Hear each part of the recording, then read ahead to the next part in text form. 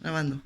Hola, soy Héctor Burg y hemos jugado con Juan Abelles y hemos jugado un triangular con El Salvador, el Sant Cugat y el Ponent y se han quedado en nuestras casas a dormir.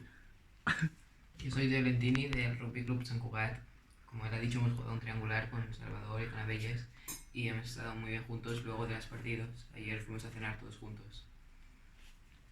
Hola, soy Rodrigo y juego en El Salvador y hemos jugado un triangular con entre los dos y nos hemos pasado muy bien porque hemos salido luego para la noche y ya. Ha sido una experiencia inolvidable para el partido que hemos jugado. Y bueno, ¿Y qué es lo que más os gusta del torneo? El ambiente. la convivencia sobre todo. Sí. Sí. ¿Cómo estamos entre nosotros? Y... bueno, no sé, ¿algo más? No, ¿Nada? muchas gracias al club por hacer esto posible.